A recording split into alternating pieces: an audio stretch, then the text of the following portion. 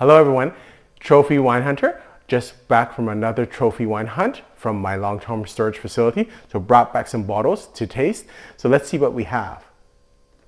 Firstly, I have two bottles of the 1986 and 2001 Haut-Brion. Great first growth wine from the Pas-de-Calais region. And hopefully maybe we'll do a kind of comparative tasting of these two wines.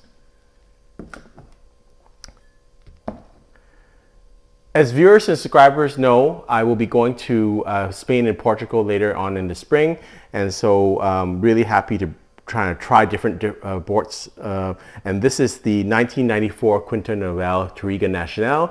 Touriga Nacional is the most sought after grape that makes port, and the 1994 is supposed to be a great vintage. I think someone rated it like 100 points.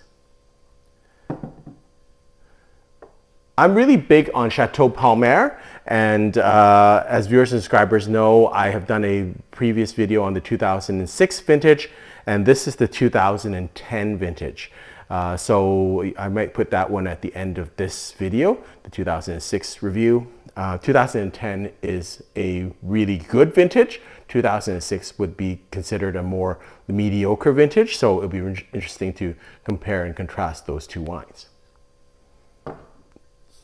I brought in these wines, which are from Henry and Vanessa Cornell, and they have their red wine, which is I think mostly Cabernet Sauvignon, and their white wine, which is a Chardonnay. So I think people will be interested in these reviews because I don't think they're that well known a winery.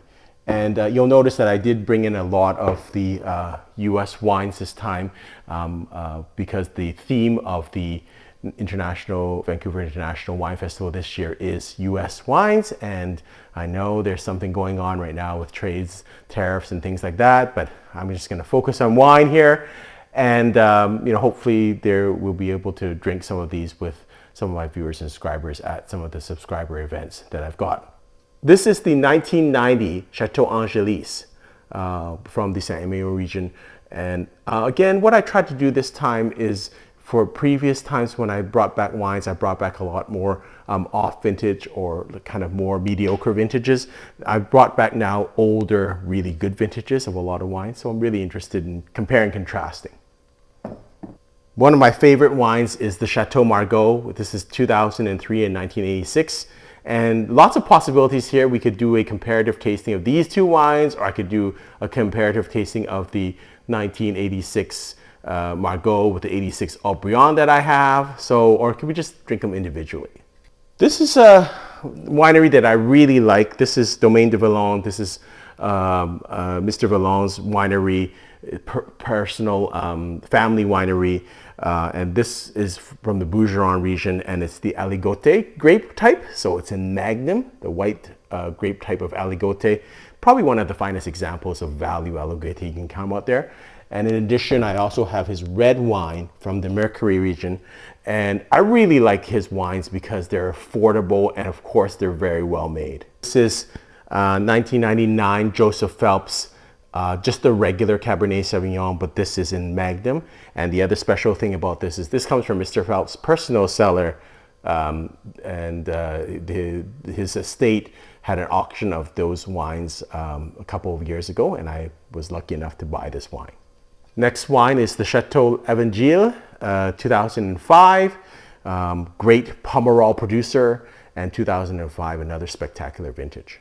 This wine is from the Bryant family collection. So Bryant family is, this is their kind of more, I guess, value or entry into the marketplace. Is called DB4. Although it's still pretty pricey. This is the 2012 vintage, and Bryant family, I don't drink a lot of it, but I thought I'd try some of their wines just to get to know their wines a little bit better. And finally, we have Second Flight from Screaming Eagle. This is the 2018 vintage, so this might, I might hold this for a little while before I drink it. So hope you've enjoyed this video. Really excited to drink some of these wines, hopefully with some viewers and subscribers during the Vancouver International Wine Festival. Until next time, happy drinking.